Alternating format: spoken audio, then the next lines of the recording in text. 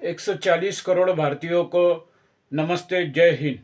मैं प्रकाश कनोजे, नासिक महाराष्ट्र से समाज सेवक, आप सभी के सामने एक बहुत ज़रूरी विषय लेके आया हूँ। वो ये है कि आप लोगों ने देखा है कई बार कि कई नए ब्रिज गिर जाते हैं, कई बिल्डिंग जो नई बनी हुई साल भर नहीं होता, 2 साल भर नहीं होता है क्या वो गिर जाते हैं।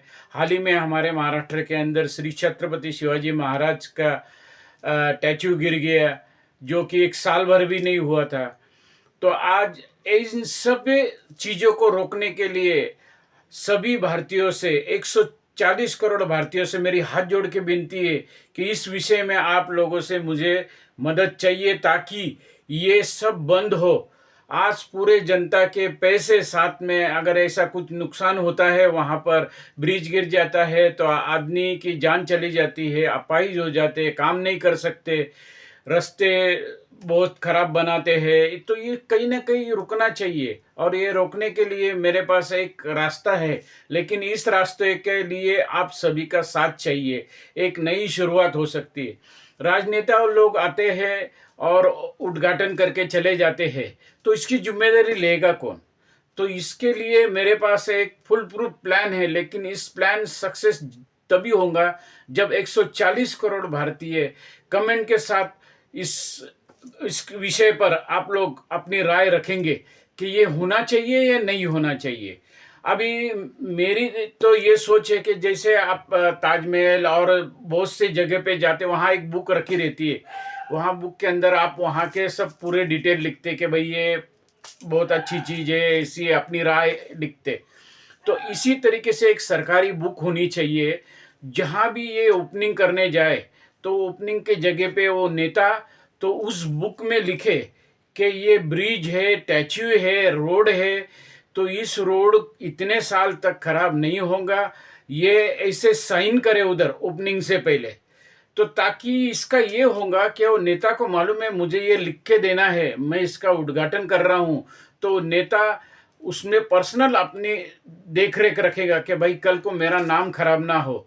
अगर मैंने आज इस बुक के ऊपर साइन किया कि ये ब्रिज, ये रोड, ये स्टैच्यू बना हुआ है और ये 10 साल 15 साल इस कुछ नहीं होने वाला है, अगर उसके भीतर कुछ होता है तो उस नेता की भी जिम्मेदारी उसमें आ जाती है। तो इस तरीके से हम इसे रोक सकते हैं।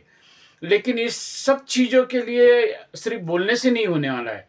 तो आप सभी लोगों को यूट्यूब के ऊपर अपनी राय रखनी है इस विषय पे।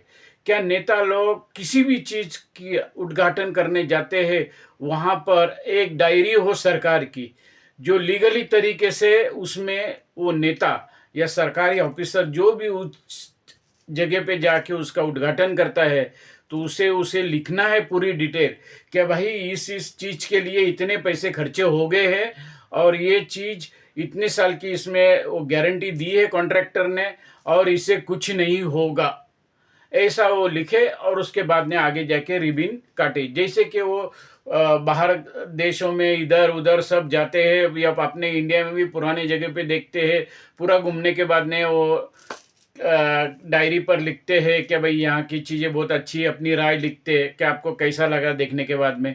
उसी तरीके से तो ये ओपनिंग करने से पहले आपको ये सब लिखना बहुत ज़रूरी है। अगर आप ये लिखते हैं तो आपकी निजी जिम्मेदारी हो जाती है कि आप उसमें ध्यान देंगे, और ध्यान देने के बाद आप जो पीछे कॉन्ट्रैक्टर है या सरकारी वर्कर है, सरकारी ऑफिसर है, वो भी डरेंगे कि नहीं भाई अभी हम इनको लिख के देना पड़ता है, तो लिख के देने के बाद वो अगर आज घटिया काम कर रहे हैं जिससे नुकसान हो रहा है, तो वो थोड़ा अच्छा काम करेंगे, जो आगे ऐसी जानो माल का नुकसान नहीं होगा। और ये हमारी जनता की गाड़ी कमाई की पैसे है जो इस चीज में लगते हैं, भारत की तरक्की में लगते हैं।